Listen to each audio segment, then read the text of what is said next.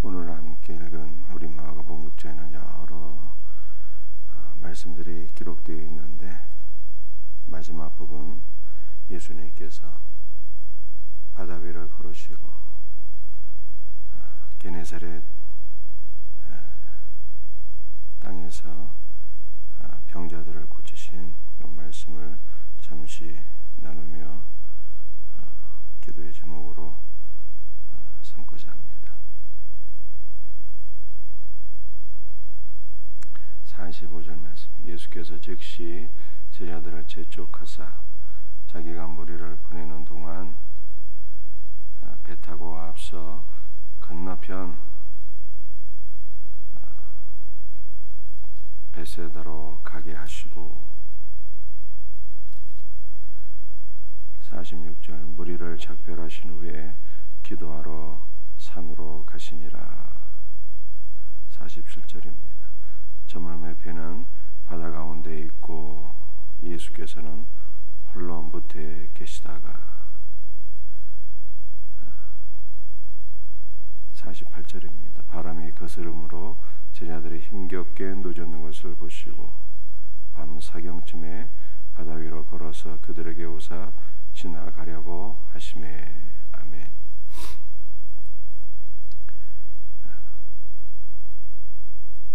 예수님께서 제자들을 건너편 벳세다로 먼저 가게 하셨는데, 제자들이 배를 타고 갈릴리 바다를 건널 때 어떤 일이 일어나게 되었습니까? 광풍이 일어나서 제자들이 바다 가운데 빠져 죽게 되는 이러한 상황이 일어나게 되었습니다.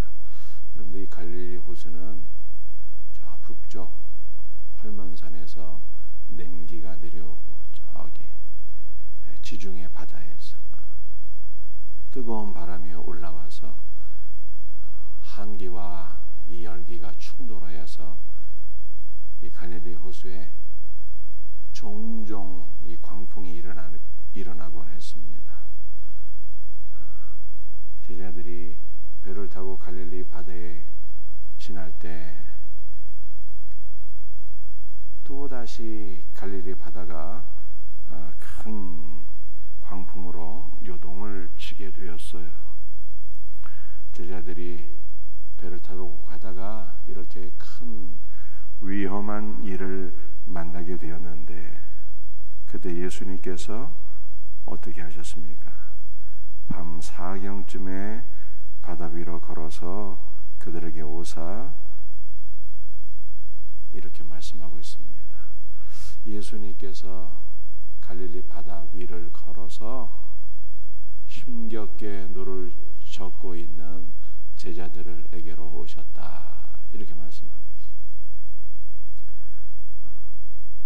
어떤 분은 성경을 읽다가 예수님께서 물 위로 걸으셨다는 이 말씀을 읽고 성경책이 가짜다, 거짓된 이야기다, 이렇게 생각을 했다고 합니다. 그럴 수 있겠죠. 어떻게 사람이 물 위를 걸을 수 있겠는가, 이렇게 생각을 한 것이죠. 그런데 예수님께서 이 바다 위로 걸으셨다라고 하는 것은 어떠한 의미가 있을까요? 단순히 예수님께서 전능하신 하나님이시다 라고 하는 것을 보여줄 뿐만 아니라, 예수님께서 바다 위를 걸으셨다는 것은 무엇인가 영적인 메시지가 있는 것입니다. 어떤 의미가 있을까요?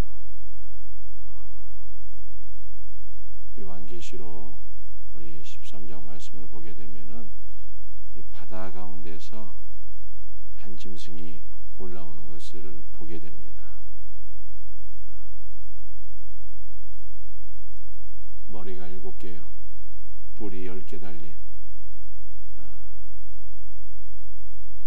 이 바다 짐승이 올라오는데, 그 바다 짐승에는 신성을 모독하는 말들이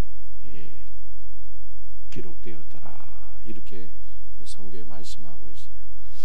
한마디로 표현해서 이 바다에서 올라오는 짐승은 사탄적인 존재요, 적그리스도인 것이죠. 적그리스도. 그래서 이 바다라고 하는 것은요, 단순히 물리적인 바다를 가리킬 뿐만 아니라 적그리스도의 세력을 가리키고 있는 것입니다. 제자들이 복음을 증거하러 가는 모든 길에 풍랑이 일어나고 바다가 뒤집히는 이러한 역사가 있는 것은요, 사탄이 복음을 증거하는 것을 싫어하고 복음을 증거하는 모든 역사에 광풍을 일으키고 복음의 역사를 회방하는 존재라 라고 하는 것을 말씀하고 있는 것이죠. 그렇다면 예수님은 어떤 분이십니까? 우리의 모든 사역의 현장에서 사단의 역사가 일어날 때마다 우리에게로 찾아오셔서 우리를 도우시는 분이시고 사단의 모든 세력들을 밟아서 잠잠케 하시는 분이시다 라고 하는 것을 오늘 우리들에게 말씀이 보여주고 있는 것입니다. 여러분들, 제자들이 복음을 증거할 때만 광풍이 일어나고 바다가 뒤집히는 마귀 역사가 일어나는 것이 아니라 오늘날 우리의 모든 삶 속에도, 우리의 모든 사역 가운데도 사단의 방해가 얼마든지 있을 수 있죠. 특별히 사단이 가장 민감하게 여기는 것이 기도 안 하는 성도들이 기도한다, 가정이 구원받기 위하여 복음을 증거한다, 전도한다, 이런 건 마귀가 제일로 민감한 사항들이. 그러므로 오늘날 우리가 기도할 때, 복음을 증거할 때 사탄의 방해, 사탄의 역사가 얼마든지 일어날 수 있습니다. 그럼에도 불구하고 우리가 담대히 기도할 수 있는 이유, 우리가 담대한 마음으로 복음을 증거하고 우리가 담대한 마음으로 교회를 섬길 수 있는 이유가 무엇입니까? 그것은 마귀의 역사가 있을 때 주님께서 우리를 홀로 버려두지 아니하시고 언제나 우리에게로 찾아오세요. 사단의 모든 역사가 밟으시고 우리들에게 평안을 주시는 분임을 성경에 보여주고 있는 것입니다. 그런데 예수님께서 이 48절 말씀을 보니까 언제 제자들에게 찾아오셨습니까? 밤 사경에.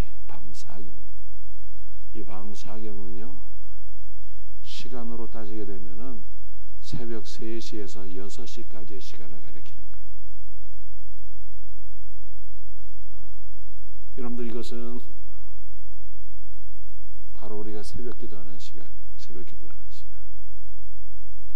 우리가 새벽을 깨워서 기도할 때 우리를 도우시고 사단의 모든 역사를 짓밟으시는 주님의 은혜를 경험하게 될 것을 믿으시기를 바랍니다. 주님의 역사로 말미암아 사단의 역사는 물러가고 우리 모든 성도들의 삶 가운데 은혜와 평강이 넘치며 주님 맡겨주신 모든 사역들 잘 감당할 수 있는 복된 은혜가 있기를 주 예수의 이름으로 축복합니다. 우리가 계시록 말씀을 보게 되면요, 하나님 나라에는 없는 것들이 몇 가지가 있더라고요. 뭐가 없을까요? 마귀도 없고 바다가 없다, 이렇게 말해서 바다가 없어요. 왜 바다가 없을까요? 하나님 나라에는 사단의 역사가 없다는 뜻이에요. 하나님의 나라는 온전한 아버지와 아들의 충만한 은혜와 생명이 있을 뿐이다, 이렇게 말씀하고 있어요. 우리 생명샘교회 사단의 역사는 다 물러가고 아버지와 아들의 충만한 은혜와 생명이 넘치는 복된 은혜가 있기를 주 예수의 이름으로 축복합니다. 우리가 마지막으로 살펴볼 말씀은 53절 이하에 보니까 건너가 게네사렛 땅에 이르러. 우리 예수님께서 게네사렛 땅에 이르게 되었을 때에 소문이 퍼져서 많은 병자들이 몰려들게 되었는데 그 병자들이 다 고침을 받게 되었어요. 어떻게 고침을 받았을까요? 56절입니다. 아무데나 예수께서 들어가시는 지방이나 도시나 마을에서 병자를 시장에 두고 예수께 그의 옷가에라도 손을 대게 하시기를 간구하니 손을 대는 자는 다 성함을 얻으니라. 모든 병자들이 예수의 옷가에라도 손을 대기를 원했는데 주님의 옷가를 만진 자들은 다 치료를 받게 되었다는 거예요. 여러분들, 예수님의 무슨 옷에 신통한 능력이 있어서 예수님의 옷을 통해서 다 고침을 받게 되는 것입니까? 예수님의 옷에 그러한 신통한 능력이 있었다면 예수님께서 그 옷을 우리에게 분명히 남겨주셨을 터인데 안타깝게도 그 옷이 오늘날 우리에게는 없습니다. 중세에는요, 사도들이나 위대한 성인들의 유품에 관심이 많았어요. 왜냐하면 예수님의 옷가에 손을 대고 고침을 받았잖아요. 예수님의 옷은 없으니까 사실은 예수님의 수위를 찾기 위해서 많은 사람들이 노력하던 시절도 있었습니다. 예수님의 수위.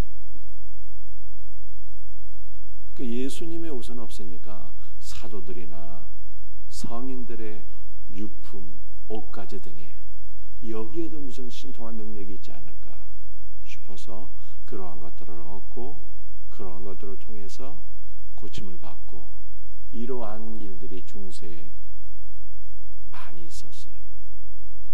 그런데 이것은 곧 무엇이 될 수 있을까요? 우상숭배가 돼요. 우상숭배예요. 그렇다면 오늘 예수님의 옷가에 손을 대어서 병자들이 고침을 받았다는 것은 어떤 뜻일까요? 여러분들, 유대인의 이 겉옷에는요 옷단술이 달려 있는데요,